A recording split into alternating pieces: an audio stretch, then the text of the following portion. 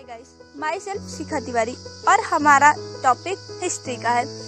तो आज हम हिस्ट्री में वैदिक काल के बारे में पढ़ते हैं और उससे जुड़े क्वेश्चन और उनके आंसर को जानते हैं। तो चलिए हम स्टार्ट करते हैं। हमारा पहला क्वेश्चन है, हिंदू भारत की जनता के संदर्भ में हिंदू शब्द का प्रथम बार प्रयोग किया था। आपके ऑप्शन है ए यूनानियों ने, बी रोमवासियों ने, सी चीनियों ने और डी अरबों ने। आपके पास गेस करने के लिए 5 सेकंड का टाइम है। उम्मीद है आपने आंसर गेस कर लिया होगा। अगर नहीं पता तो चलिए देखते हैं इसका सही आंसर। इसका सही आंसर है ऑप्शन डी, हिंदू शब्द का प्रथम बार प्रयोग अरबों ने किया था।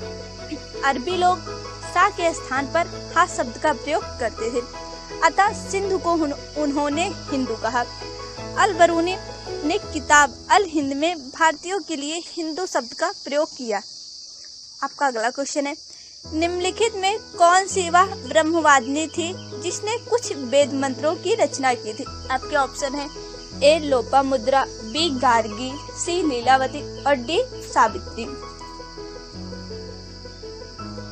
आइए देखते हैं इसका सही आंसर। इसका सही आंसर है ऑप्शन ए, लोपामुद्रा, घोषा, सिक्ता, विश्वारा, अपाला और निवावरी आदि विदुषी स्त्रियों ने वेद मंत्रों, वैदिक ऋचाओं की रचना की थी। अगला क्वेश्चन है, प्राचीन भारत के विश्वोत्पत्ति विषयक धारणाओं के अनुसार 4 युगों के चक्र का क्रम इस प्रकार है। आपके ऑप्शन है ए द्वापर, कृत, त्रेता और कलयुग, बी कृत, द्वापर, त्रेता और कलयुग, सी है कृत, त्रेता, द्वापर और कलयुग, डी है त्रेता, द्वापर, कलयुग और कृत। आइए देखते हैं इसका सही आंसर। इसका सही आंसर है ऑप्शन सी, सृष्टि के संपूर्ण काल को 4 युगों में बांटा गया है, जिसका क्रम इस प्रकार है, कृत, त्रेता, द्वापर और कलयुग। देखते हैं अगला क्वेश्चन, देवदासी संस्था के प्रसंग में निम्नलिखित में से कौन सा मंदिर समाचारों में चर्चित रहा है। आपके ऑप्शन है ए जगन्नाथपुरी, बी पशुपतिनाथ मंदिर काठमांडू, सी कंदरिया महादेव मंदिर खजुराहो और डी 64 योगिनी मंदिर भेड़ाघाट। आपके पास 5 सेकंड का टाइम है गेस करने के लिए। आइए देखते हैं इसका सही आंसर। इसका सही आंसर है ऑप्शन ए, पुरी का जगन्नाथ मंदिर देवदासी संस्था के प्रसंग में चर्चित रहा है।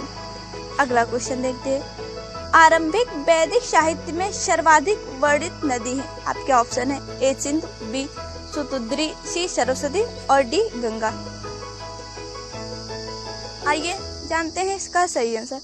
इसका सही आंसर है ऑप्शन ए, आरंभिक वैदिक साहित्य ऋग्वेद में सर्वाधिक वर्णित नदी सिंधु है। दूसरी सर्वाधिक महत्वपूर्ण एवं पवित्र नदी सरस्वती है। गंगा का सिर्फ एक बार एवं यमुना का 3 बार उल्लेख है। अगला क्वेश्चन, प्राचीन भारतीय समाज के प्रसंग में निम्नलिखित शब्दों में से कौन सा शब्द शेष 3 के वर्ग का नहीं है। आपके ऑप्शन है ए कुल, बी वंश, सी कोश और डी गोत्र। आइए जानते हैं इसका सही आंसर। इसका सही आंसर है ऑप्शन सी, कोश शब्द खजाने के लिए प्रयुक्त किया जाता था और बाकी 3 शब्दों का संबंध परिवार से है। अगला क्वेश्चन, आर्य शब्द इंगित करता है। आपके ऑप्शन है ए निर्जात समूह को, बी यायावरी जन को, सी भाषा समूह को और डी श्रेष्ठ वंश को। आइए जानते हैं इसका सही आंसर। इसका सही आंसर है ऑप्शन सी, आर्य शब्द भाषाई समूह का व्यंजक है। आर्यों की भाषा संस्कृत थी। संस्कृत यूरोपीय भाषा परिवार का हिस्सा है। इसे भाषा परिवार इसलिए कहा गया क्योंकि आरंभ में उनमें कई शब्द एक जैसे थे। 1500 ईसा पूर्व के आसपास जब आर्यों ने भारत में प्रवेश किया तो वे एक ही भाषा का प्रयोग करते थे। अगला क्वेश्चन देखते हैं, निम्नलिखित 4 वेदों में से किस एक में जादुई माया और वशीकरण का वर्णन है। आपके ऑप्शन है ए ऋग्वेद, बी यजुर्वेद, सी अथर्ववेद और डी सामवेद। आइए देखते हैं इसका सही आंसर। इसका सही आंसर है ऑप्शन सी, अथर्ववेद तंत्र, मंत्र, जादू आदि से संबंधित ग्रंथ है। इसमें जादू टोना व वशीकरण से संबंधित मंत्र है, जिनका प्रयोग बुरी शक्तियों व बीमारियों को दूर करने के लिए किया जाता है। अगला क्वेश्चन, पूर्व वैदिक आर्यों का धर्म प्रमुखता था। आपके ऑप्शन है ए भक्ति, बी मूर्ति पूजा और यज्ञ, सी प्रकृति पूजा और यज्ञ, डी प्रकृति पूजा और भक्ति। आइए देखते हैं इसका सही आंसर। इसका सही आंसर है ऑप्शन सी, पूर्व वैदिक आर्य प्रकृति पूजा और यज्ञ किया करते थे। ऋग वैदिक आर्यों के लिए भक्ति और मूर्ति पूजा का उल्लेख नहीं मिलता है। अगला क्वेश्चन, जैसा कि मैंने आपको पहले भी बताया था कि ये सारे क्वेश्चन एग्जाम में आए हुए हैं, तो जो ये वाला क्वेश्चन जो मैं बताने जा रही हूँ कि यूपीएससी प्रीलिम्स में 2017 में पूछा जा चुका है। तो क्वेश्चन ये है कि ऋग्वेद कालीन आर्यों और सिंधु घाट के लोगों की संस्कृति के बीच अंतर के संबंध में निम्नलिखित कथनों में से कौन से सही हैं? नंबर 1, ऋग्वेद कालीन आर्य कवच और सिर अस्त्र हेलमेट का उपयोग करते थे, जबकि सिंधु घाटी सभ्यता के लोगों में इनके उपयोग का कोई साक्ष्य नहीं मिलता है। नंबर 2, ऋग्वेद कालीन आर्यों को स्वर्ण, चांदी और ताम्र का ज्ञान था, जबकि सिंधु घाट के लोगों को केवल ताम्र और लौह का ज्ञान था। नंबर 3, ऋग्वेद कालीन आर्यों ने घोड़े को पालतू बना लिया था, जबकि इस बात का कोई साक्ष्य नहीं है कि सिंधु घाट के लोग इस पशु को जानते थे। नीचे दिए गए कोड का प्रयोग कर सही उत्तर चुनिए। आपके ऑप्शन है ए केवल 1, बी केवल 2 और 3, सी केवल 1 और 3 और डी 1, 2 और 3। आइए देखते हैं इसका सही आंसर। इसका सही आंसर है ऑप्शन सी, ऋग वैदिक काल के लोग आर्य कवच और सिर अस्त्राण का प्रयोग करते थे। वे युद्ध प्रिय थे, किंतु सिंधु घाटी सभ्यता के लोग शांति प्रिय थे तथा उनके द्वारा कवच और सिर अस्त्राण के प्रयोग का कोई साक्ष्य प्राप्त नहीं है। सिंधु घाटी के लोगों को स्वर्ण, चांदी, ताम्र और कांस्य का ज्ञान था, जिसके साक्ष्य प्राप्त होते हैं, किंतु उन्हें लोहे का ज्ञान नहीं था।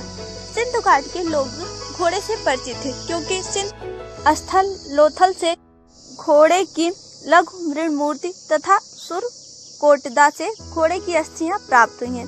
अतः कथन 1 और 3 सही है। अगला क्वेश्चन, वैदिक आर्यों की ही भांति यज्ञ अग्नि की प्रथा का पालन इनके द्वारा भी किया गया। आपके ऑप्शन है ए यूनानी लोग, बी ईरानी लोग, सी रोमवासी और डी ये सभी। आइए देखते हैं इसका सही आंसर। इसका सही आंसर है ऑप्शन बी, यज्ञ अग्नि की प्रथा का पालन का साक्ष्य ईरानी ग्रंथ जैन अवेस्ता से मिलता है। ईरान के लोग वैदिक आर्यों की भांति अग्नि की पूजा करते थे।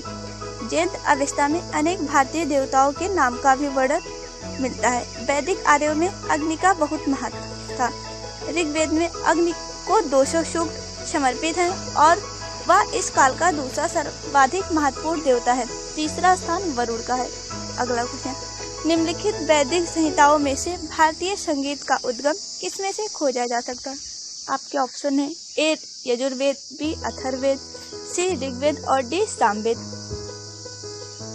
आइए देखते हैं इसका सही आंसर। इसका सही आंसर है ऑप्शन डी, सामवेद को भारतीय संगीत का मूल कहा जा सकता है। इसमें मुख्यतः सूर्य की स्तुति के मंत्र हैं, जिसका गाने वाला उद्गाता कहलाता है। सामवेद के प्रमुख उपनिषद छांदोग्य तथा जैमिनी है तथा पंचविंश इसका प्रमुख ब्राह्मण ग्रंथ है। सामवेद में ही सातों स्वरों सा रे गा मा का उल्लेख मिलता है। अगला क्वेश्चन, उपनिषद शब्द का शाब्दिक रूप से यह अर्थ होता है। आपके ऑप्शन है ए पास बैठना, बी सस्वर पाठ, सी ज्ञान और डी प्रज्ञता बुद्धिमत्ता।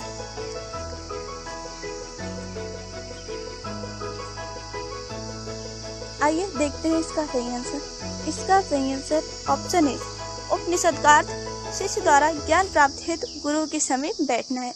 उपनिषद दर्शन पर आधारित पुस्तकें हैं। भारतीय दर्शन का मुख्य आधार तथा वैदिक साहित्य का अंतिम वर्ग उपनिषद है।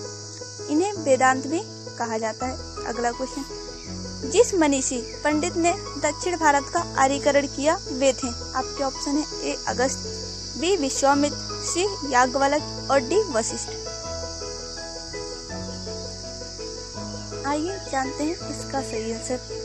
इसका सही आंसर है ऑप्शन ए, जिन्हें अगस्त्यार भी कहा जाता है, को दक्षिण भारत का आर्यीकरण करने का श्रेय दिया जाता है। उन्होंने ही मदुरा में आयोजित प्रथम संगम की अध्यक्षता की थी। अगला क्वेश्चन, आर्यों ने मनुष्यों के जीवन को 4 भागों में विभाजित किया। आपके ऑप्शन है ए कालावधि, बी समुदाय, सी अनुशासन और डी आश्रम।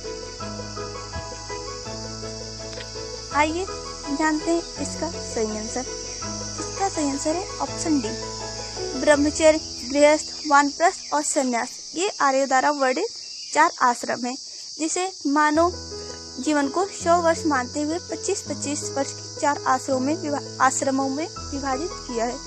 अगला क्वेश्चन, निम्नलिखित में से किस विदुषी ने वाद विवाद में अज्ञेय याज्ञवल्क्य को चुनौती दी थी? क्या ऑप्शन है ए घोषा, बी अपाला, सी मैत्रेयी और डी गार्गी।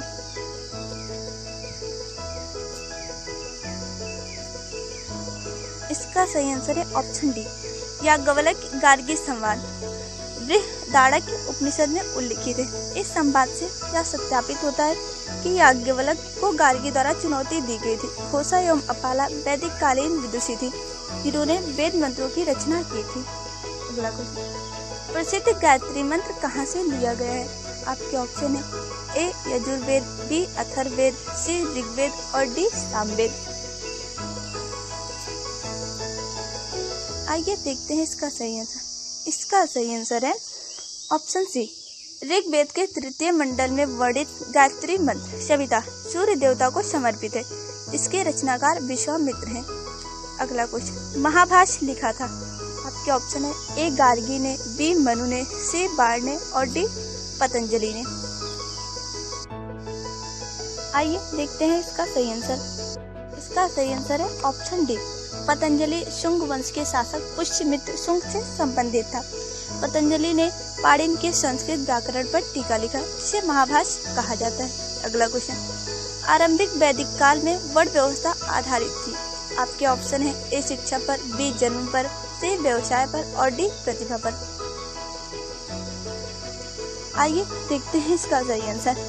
वर्ण शब्द का सर्वप्रथम उल्लेख ऋग्वेद में मिलता है, जो मुख्यतः व्यवसाय चयन के अर्थ में प्रयुक्त हुआ है। कहीं कहीं वर्ण शब्द रंग के अर्थ में भी प्रयोग किया गया है। आर्यों को गौरवर्ण तथा दासों को कृष्णवर्ण कहा गया है। अगला क्वेश्चन, भारतीय प्रतीक पर उत्कीर्ण सत्यमेव जयते लिया गया है। आपके ऑप्शन है ए ऋग्वेद से, बी मत्स्य पुराण से, सी भगवत गीता से और डी मुंडकोपनिषद से।